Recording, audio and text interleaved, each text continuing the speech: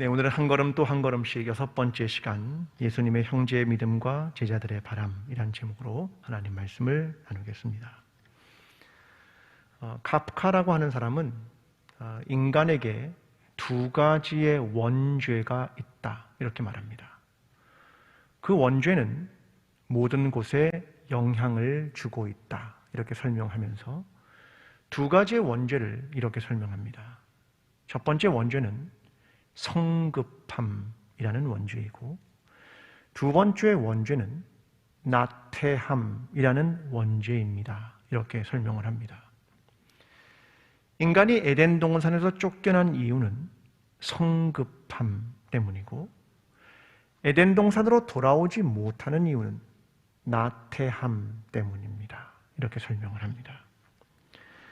성급함이란 시간을 앞당기려는 욕망, 이것을 성급함이라고 말하고, 태만함은 시간을 느리게 만들고자 하는 욕망, 이것을 태만함 이렇게 설명합니다. 여러분은 어떤 걸 좀 가지고 계십니까? 성급하십니까? 아니면 태만함을 가지고 계십니까? 모두가 그런 것은 아니겠지만 쉽게 비유하면 이런 것을 가지고 비유할 수 있을 것 같습니다. 도시라고 하는 공간은 일주일이라는 것을 사이클로 가지고 있습니다. 일주일이면 모든 것이 한 바퀴씩 돌아가는 그런 사이클을 가지고 있는 게 도시라고 한다면, 농촌은 다릅니다. 농촌은 씨를 뿌리고 자라고 열매를 맺어야 하니까 적어도 6개월, 1년 이것을 주기로 돌아가게 되어 있습니다. 그래서 도시가 훨씬 정보의 속도가 빠른 거죠.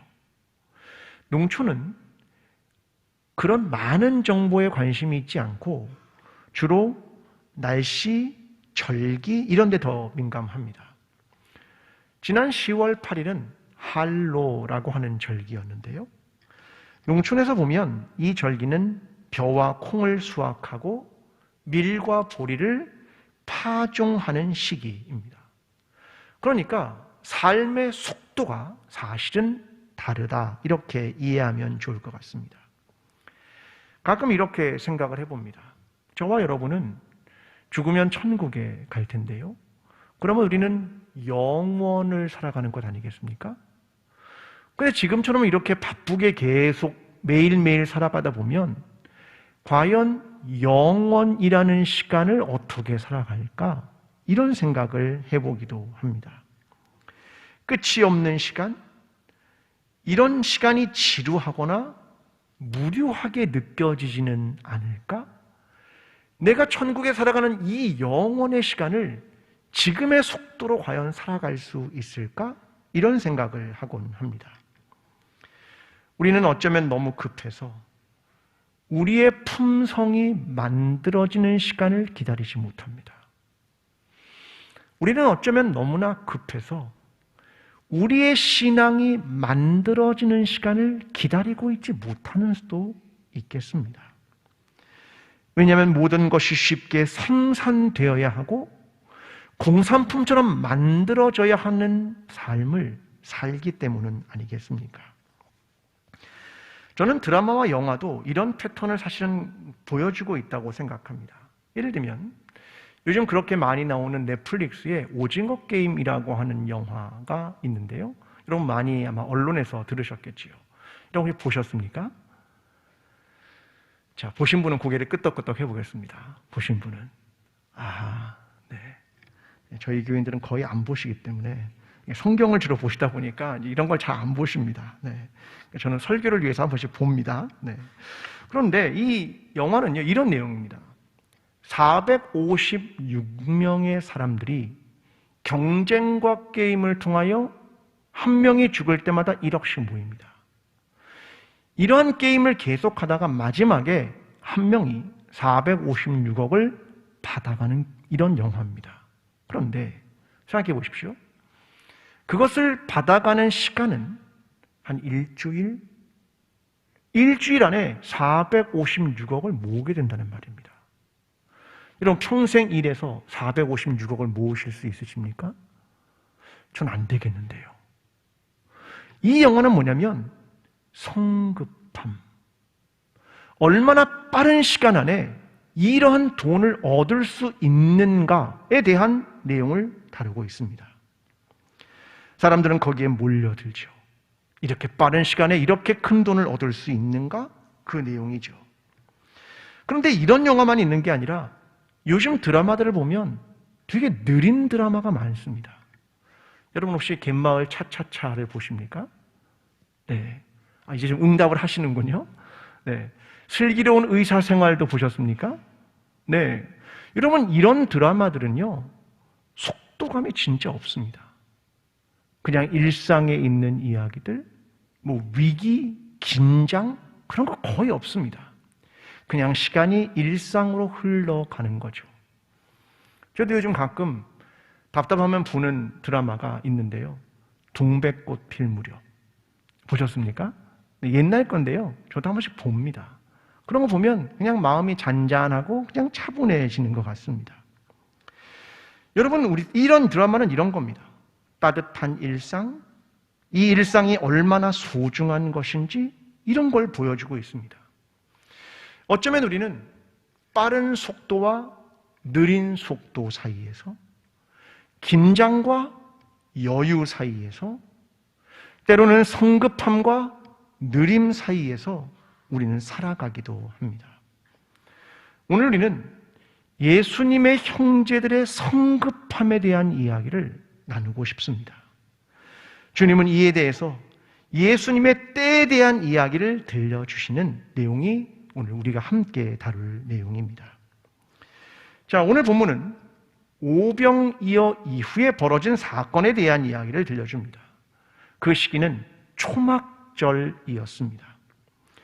예수님의 주로 활동 무대는 북부에 있는 갈릴리 지역이었습니다. 그런데 어느 날 예수님의 형제들이 예수님께 와서 이렇게 말합니다. 당신이 행하는 일을 제자들도 보게 여기를 떠나 유대로 가소서. 형님, 시골에 묻혀 계시지 말고요, 유대로 가십시오. 도시로 가서 많은 사람들을 만나시고 세상에 자기를 좀 나타내십시오. 이런 얘기를 들려주었습니다. 오늘 본문을 기록한 요한복음의 기자는 이렇게 말합니다. 그들에겐 믿음이 없었다. 그리고 주님은 자신의 때에 대한 이야기를 나누었다. 이것이 오늘 본문 전체의 이야기입니다. 자, 우리는 먼저 사람들에 대한 이야기를 좀 살펴보겠습니다. 성경은 예수님의 형제들의 이름을 마태복음 13장에 기록합니다. 야고보, 요셉, 시몬, 유다. 그들이 예수님께 와서 하나의 의견을 내는 겁니다. 3절의 말씀입니다. 그 형제들이 예수께 이르되 당신이 행하는 일을 제자도로 보게 여기를 떠나 유대로 가소서. 형제들은 예수님의 어린 시절을 함께 했기 때문에 나름대로 예수님을 잘 안다고 생각하는 사람들입니다. 그리고 누구보다도 예수님의 미래를 걱정하는 사람들이었겠죠. 그래서 그들이 말하는 겁니다. 형님, 유대로 가십시오. 더 나은 미래를 가지십시오. 이렇게 이야기를 하는 겁니다. 여러분, 근데 이렇게 말하는 이유가 있었습니다. 이것은 오병이어 사건 이후와 연결이 되고 있는 것입니다. 자, 오병이어 사건 이후에 예수님은 생명의 떡에 대한 이야기를 들려주셨습니다. 자, 요한복음 6장 51절은 이렇게 말합니다. 나는 하늘에서 내려온 살아있는 떡이니 사람이 이 떡을 먹으면 영생하리라. 내가 줄 떡은 곧 세상의 생명을 위한 내 살이니라 하시니라. 여러분, 이 말이 이해가 됩니까? 난 생명의 떡이야. 날 먹어야 돼. 내 살을 먹어라. 그 말씀을 하신 겁니다. 이 이야기를 들은 사람들은요, 혼란스럽기 시작했습니다. 그래서 52절에 이렇게 말합니다. 그러므로 유대인들이 서로 다투어 이르되 이 사람이 어찌 능히 자기 살을 우리에게 주어 먹게 하겠느냐. 이해가 안 된다는 거죠. 사람의 살을 먹는다고? 이게 어떻게 이해가 될 수 있어? 이렇게 말하는 겁니다. 여러분, 이건 초대교회의 소문과 대단히 유사합니다. 사람들은 기독교인들에 대하여 이렇게 말했습니다. 그들은 영아 살해를 하는 사람들이고 그들은 인육을 먹는 사람들이다. 이런 소문이 초대교회의 시대의 사람들에게 많이 있었습니다. 무엇 때문입니까? 성만찬입니다. 주님이 이것은 나의 살이다, 나의 피다 이렇게 말하니까 사람들은 그것을 오해한 것이었습니다. 여러분, 이 일 때문에 요한복음 6장 60절에 보면 이런 일이 벌어집니다. 제자 중 여럿이 듣고 말하되 이 말씀은 어렵도다, 누가 들을 수 있느냐 한데. 이게 뭐냐면 참 이 말은 어렵다, 우리의 생각과 다르고 우리의 마음과 다르다, 이것을 설명하고 있는 겁니다. 그 결과 66절이 이렇습니다. 그때부터 그의 제자 중에서 많은 사람이 떠나가고 다시 그와 함께 다니지 아니하더라. 큰 무리가 그냥 떠난 게 아니라 예수님의 제자들 중에 많은 자들이 예수님을 떠나갔다, 이것입니다. 내 생각과 내 말씀과 내 가치관과 다르다는 겁니다. 그래서 그들이 예수님을 떠나가기 시작했다, 이것이죠. 이걸 옆에서 보던 형제들이 생각한 겁니다. 사람들이 떠나는구나. 그러면 어떻게 할까? 그 대안을 찾은 겁니다. 사실 문제는 믿음이 있느냐, 믿음이 없느냐의 문제였는데 이걸 제쳐주고 다른 것으로 대안을 찾아보고자 하는 것이었습니다. 그래서 그들이 말하는 것이 형님, 유대로 가십시오, 그 이야기를 던진 것이었습니다. 그들에게 뭐가 있었기 때문에? 마음에 불안이 있었기 때문입니다. 형제들은요, 예수님의 출신의 문제 때문이라고 생각한 것 같습니다. 자, 예수님은 어디 출신입니까? 갈릴리. 그래서 그를 어떻게 부릅니까? 나사렛 예수, 이렇게 부릅니다. 여러분, 그런데 메시아는 원래 누구의 후손으로 와야 합니까? 다윗의 후손. 어디서 태어나야 합니까? 베들레헴. 그러니까 이것이 이들에게 되게 어려움을 갖게 한 것이었습니다. 요한복음 7장 52절이 이렇게 말합니다. 그들이 대답하여 이르되 너도 갈릴리에서 왔느냐? 찾아보라, 갈릴리에서는 선지자가 나지 못하느니라 하였더라. 바리새인들이 니고데모에게 한 말입니다. 갈릴리에서는 선지자가 나지 못해.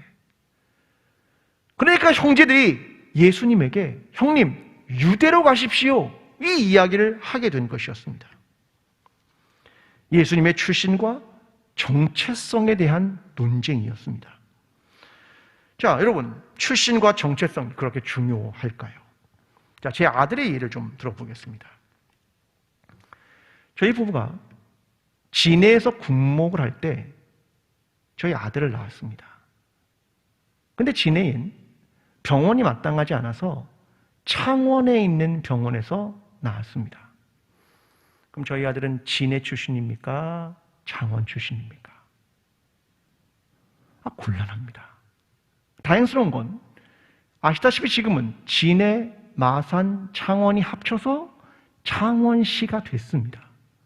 그 문제가 극복이 된 겁니다. 저희는 가끔 이렇게 말합니다. 야, 아빠랑 엄마랑 누나는 다 서울에서 낳는데 넌 창원에서 낳았구나. 그럼 우리 아들이 영남 사람입니까? 우리 집에서 유일하게 광주 사투리를 쓰는 애는 저희 아들밖에 없습니다. 그럼 영남 사람입니까? 호남 사람입니까? 지금은 직장 때문에 서울로 갔거든요. 걔는 미국에서 5년 살았고요. 경기도에서 4년 살았습니다. 그러면 어디 출신입니까? 모릅니다. 중요합니까? 아니요. 하나도 중요하지 않습니다. 여러분, 이런 것들은요, 쓸데없는 정체성 논란입니다. 여러분, 정체성에 대한 논란으로 힘들었던 사람이 있었습니다. 누구냐면 바울입니다. 바울은 자기 자신을 사도라고 불렀습니다. 근데 사도는 두 가지 특징이 있어야 됩니다. 하나는 부르심을 받았다. 두 번째는 부활의 주님을 만났다. 이게 사도입니다. 그러니까 바울이 자기가 사도라는 걸 계속 말하기 위해서 사도행전을 3번이나 자기가 다메섹 도상에서 부활의 주님 만난 얘기를 계속 들려주고 있는 겁니다. 사람들이 계속 그가 사도인지 아닌지에 대한 정체성에 대한 의문을 달았기 때문에 그렇습니다. 사람들은 계속 바울을 비난했죠. 당신은 처음부터 예수님을 따랐던 제자는 아니었지 않습니까? 이렇게 계속 그에게 정체성에 대한 질문을 한 것이었습니다. 여러분, 바울만큼 기독교에서 위대한 인물이 있습니까? 신약성경에 13권의 책을 썼고요. 그는 이방의 복음을 전하는 선교적 사명을 감당했습니다. 기독교의 교리를 세운 사람이 누구냐면 바울입니다. 그런데 그게 중요한 것입니까? 여러분, 우리 교회에는 사실 다른 교회에서 마음에 좀 상처를 받고 오신 분들이 얼마나 많은지 모릅니다. 여러분, 그분들에게 정체성 논쟁을 할 수 있는 겁니까? 그게 복음적입니까? 아니요. 여러분, 우리 교회는 어떤 교회라고 자꾸 부르십니까? 어머니 교회. 그럼 어머니 교회는 어떤 교회인데요? 누가 와도 품어주는 교회 아닙니까? 그게 어머니죠. 그럼 우리는 그들을 품어야 되는 것 아니겠습니까? 여러분, 중요한 건 이것입니다. 요한복음의 기자는 형제들에 대해서 5절에 이렇게 말합니다. 이는 그 형제들까지도 예수를 믿지 아니함이로라. 핵심은 이거라는 겁니다. 넌 믿음이 있느냐? 없느냐? 그 믿음의 핵심에 있지 우리 교회에 언제 나왔느냐? 이런 건 핵심에 있지 않다는 겁니다. 핵심은 너는 예수 그리스도를 믿고 있느냐? 너는 예수 그리스도를 구주로 믿고 있느냐? 이게 핵심에 놓여 있는 것이다 라고 설명해 주는 겁니다. 여러분, 저와 여러분은요, 처음부터 내부인이 아닙니다. 복음에 관하여 외인이죠. 그리스도 밖에 있던 사람입니다. 그런데 그리스도의 사랑이 우리를 안으신 겁니다. 그래서 우리가 복음을 알게 된 것이고 구원을 받은 것이지요. 그게 우리라고 하는 존재입니다. 오늘 저와 여러분은 매일을 살아가면서 다른 논쟁 말고 정말로 중요한 것은 너는 그리스도가 구주임을 믿고 있느냐? 그 믿음만을 붙들고 오늘을 살아가게 되는 저와 여러분의 삶이 되기를 간절히 기도합니다. 형제들의 요구는 유대로 가라는 것이었습니다. 자, 4절의 말씀을 좀 보겠습니다. 스스로 나타나기를 구하면서 묻혀서 일하는 사람이 없나니 이 일을 행하려 하거든 자신을 세상에 나타내소서 하니. 자, 형제들의 생각은 이거였습니다. 형님, 널리 알리십시오. 숨어서 일하면 모릅니다. 그러니까 유대로 가십시오. 그 말입니다. 자, 유대라는 곳은 중심부입니다. 지금 예수님이 있는 갈릴리는 주변부입니다. 그러니까 유대에 가서 알리십시오. 자기를 드러내십시오. 이렇게 말하는 겁니다. 그런데 예수님의 생각은 달랐습니다. 7장 1절에 이렇게 말합니다. 그 후에 예수께서 갈릴리에서 다니시고 유대에서 다니려 아니하심은 유대인들이 죽이려 함이로라. 자, 예수님에게 유대라는 공간은요, 죽음의 공간입니다. 고난의 공간이고 십자가의 공간입니다. 내가 단독자로 서야 하는 공간이고 외로움의 공간이고 고난의 공간이고 죽음의 공간입니다. 주님은 결국 예루살렘에서 십자가를 지신 것 아닙니까? 형제들에게 유대는 중심부지만 예수님에겐 고난과 십자가의 장소가 유대입니다. 여러분, 사람들의 관심은 이런 겁니다. 누구로부터 인기를 얻는다. 누구로부터 인정을 받는다. 누구에게 널리 알려진다. 여러분, 이런 것은요, 중심부에 있는 사람들이 고민하는 내용들입니다. 내가 알려지고 내가 사람들이 나를 인정하고 이런 것들 말입니다. 근데요, 신앙이란 중심부를 향하는 게 아닙니다. 주변부를 향해 가는 거죠. 예를 들면 이스라엘 민족이 처음으로 출발한 이야기는 출애굽의 이야기입니다. 하나님이 누구를 부르셨냐면 애굽의 노예들을 부르셨습니다. 그들은 중심부에 선 사람이 아니라 주변부에 있는 사람들이죠. 그들은 노예, 이름도 없는 노예, 어디서부터 왔는지도 알지 못하는 그 노예들을 하나님이 불러내셨다. 이야기는 이렇게 출발하는 겁니다. 예수님의 사역지가 유대였나요? 아니요. 대부분은 갈릴리입니다. 주님은 중심부가 아니라 주변부에서 일을 시작하게 됩니다.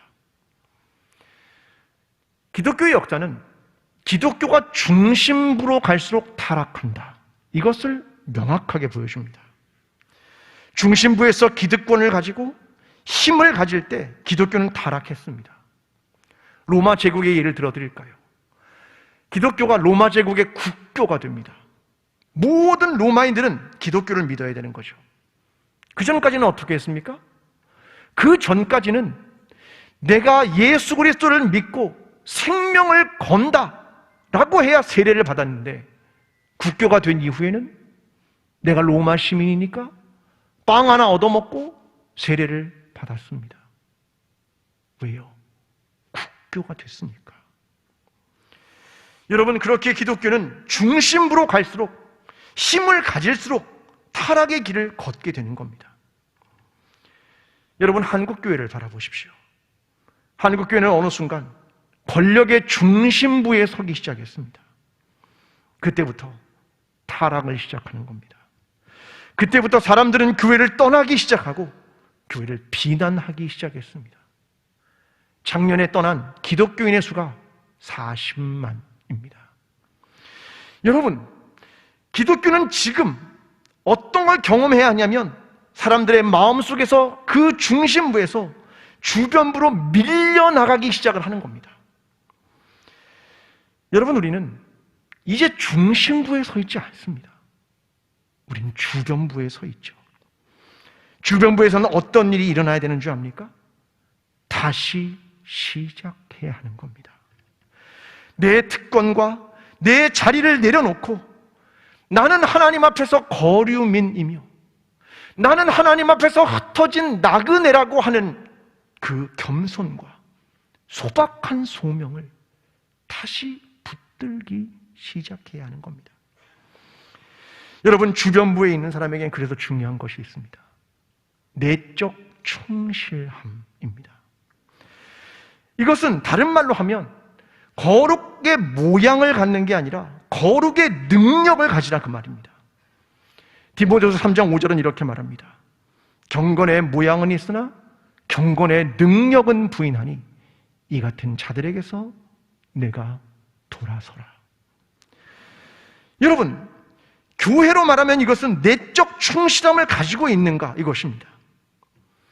여러분, 우리 교회가 어떤 교회로 소문나는가, 남들이 보기에 우리는 어떤 교회인가, 여러분, 그건요 별로 중요하지 않습니다.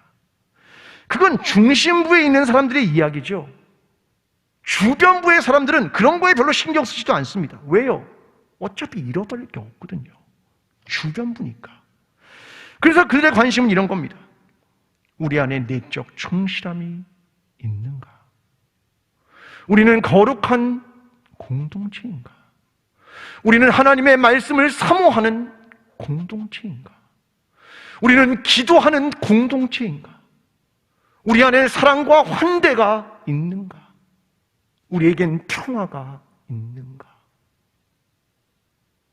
이게 본질적인 질문이며 이게 복음의 충실함을 가지고 있는가? 이 싸움을 하게 되는 것 아니겠습니까? 여러분, 어느 시기인가 우리가 하나님의 공동체로서 내적 충실함을 채워가며 시간이 흐르더라도 끝까지 우리가 이 충실함을 잃어버리지 아니하며 한 사람 한 사람이 거룩한 그리스도인으로 우리 공동체가 내적 충실함을 갖는 본질을 지켜나가는 거룩한 공동체가 되기를 간절히 기도합니다.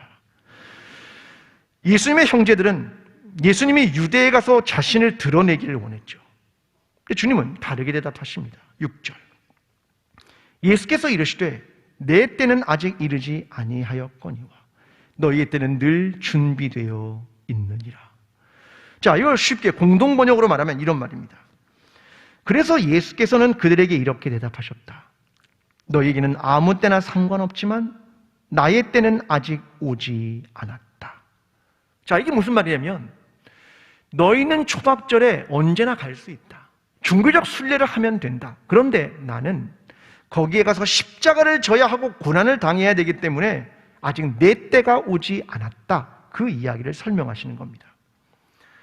여러분, 주님은 자기 자신을 감추신다. 그런 말입니다. 자, 9절은 그래서 이렇게 말합니다. 이 말씀을 하시고 갈릴리에 머물러 계시니라. 형제들은 드러내기를 원했고 예수님은 감추기를 원했습니다. 주님은 안 가셨을까? 아니요. 요한복음 7장 10절은 이렇게 말합니다. 이 형제들이 명절에 올라간 후에 자기도 올라가시되 나타내지 않고 은밀히 가시니라. 주님이 가셨습니까? 안 가셨습니까? 가셨습니다. 안 간다고 하더니 가셨습니다. 그러면 우유부단한 것 아닙니까? 아니, 왜 안 간다고 하더니 가셨습니까? 이건 제자들과 그것은 형제들과 생각이 달랐기 때문에 그런 겁니다. 형제들은 능력을 드러내기 위해 가라고 했고 주님은 자기의 자랑과 명성이 아니라 복음을 전하기 위해 거기에 가신 겁니다. 그래서 14절에 이렇게 말합니다. 이미 명절의 중간이 되어 예수께서 성전에 올라가사 가르치시니. 자기를 나타내고 자기의 능력을 드러내기 위해서가 아니라 가르치시기 위해서 가셨다. 이렇게 설명하는 겁니다. 여러분, 어느 때에 드러내고 어느 때에 감춰야 하는 겁니까? 누군가에게는 말하라고 하시고 누군가에게는 말하지 말라고 하십니다. 어떤 때는 자기가 메시아임을 감추고 어떤 때는 자신이 메시아임을 드러냅니다. 여러분, 오병이어의 사건이 그렇게 중요한 이유는 그때부터 주님이 자기 자신이 누군가에 대해서 말하기 시작했다는 겁니다. 요한복음은 이것을 에고 에이미, 나는 무엇이다, 이렇게 말씀합니다. 난 누구야? 이걸 주님이 드러내기 시작한 겁니다. 요한복음 6장부터 그것이 시작이 됩니다. 주님이 이렇게 말합니다. 나는 생명의 떡이다. 나는 세상의 빛이다. 나는 문이다. 나는 선한 목자다. 난 부활이요 생명이다. 나는 길이요 진리요 생명이다. 나는 포도나무다. 주님은 비로소 자기 자신을 드러내기 시작한 겁니다. 난 너희의 양식이야. 난 너희의 빛이며 난 생명이며 난 진리이며 난 부활이며 난 너희의 길이며 나는 포도나무이며 난 선한 목자다. 주님은 자기 자신을 그렇게 드러내기 시작하신 겁니다. 그런데 우리는 언젠가부터 예수님이 누구인지 별로 관심이 없습니다. 복음이 무엇인지 거기도 별로 관심이 없습니다. 저는 새 가족이 올 때마다 비슷한 기도를 드립니다. 기도의 내용은 이것입니다. 하나님, 누가 오늘 우리 교회에 등록을 했습니다. 시간이 흐를수록 예수님이 누구신지 더 깊이 알아가게 도와주십시오. 새로운 교우가 와서 알아갈 것은 예수 그리스도가 정말 누구신지, 복음이 무엇인지 알아가는 일이기 때문에 그렇습니다. 우리는 다를까요? 시간이 흐를수록 예수 그리스도가 누구인지, 복음이 무엇인지, 하나님 나라가 무엇인지, 교회가 무엇인지 더 깊이 알아가는 것, 그것이 신앙이 아닙니까? 그것이 믿음의 길을 가는 것이 아니겠습니까? 오늘 우리가 우리 자신을 드러내지 않고 중심부려 가려고 하지도 않고 허황된 것을 붙들려고 하지도 않고 오직 복음과 예수 그리스도가 누구인지를 명확하게 알아가기 위하여 오늘도 한 걸음 또 한 걸음씩 우리의 믿음의 길을 걸어가게 되는 저와 여러분 광주 제일교회 공동체가 되기를 간절히 축원합니다. 기도하겠습니다. 사랑하는 하나님 아버지, 예수 그리스도가 누구인지 알고 싶습니다. 하나님 나라가 무엇인지 알고 싶습니다. 복음이 무엇인지 경험하고 싶습니다. 교회가 무엇인지 느끼고 싶습니다. 주님 도와주시고 우리가 이 일을 위하여 오늘도 믿음의 길을 걸어가는 하나님의 사람들이 되게 도와주시옵소서. 예수 그리스도의 이름으로 기도합니다. 아멘. 사랑하는 광주제일교회 성도 여러분, 우리는 불안한 존재입니다. 그래서 어딘가에 기대려 합니다. 나의 정체성, 나의 사회적 신분, 나의 외적인 것에 의지하려 합니다. 그러나 믿음이 없으면 아무것도 아닙니다. 내적 충실성과 본질을 놓치면 아무것도 아닙니다. 우리는 중심부가 아니라 주변부로 나가는 존재입니다. 주님이 가신 길이 바로 그 길이었기 때문입니다. 시간이 흐를수록 예수 그리스도가 누구인지, 복음이 무엇인지, 교회가 무엇인지 더 깊이 알아가는 그리스도인이 되십시오.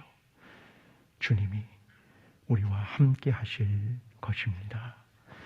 이제는 우리를 위해 십자가를 지시고 부활하신 예수 그리스도의 은혜와 하나님 아버지의 끝없는 사랑과 성령님의 인도하심이 세상의 가치관과 세상의 길을 떠나 그리스도를 알아가며 예수 그리스도의 길을 걸어가기를 소원하는 모든 예배자들과 광주제일교회와 나라와 민족 위에 지금부터 영원까지 함께 하시기를 간절히 축원하옵나이다. 아멘.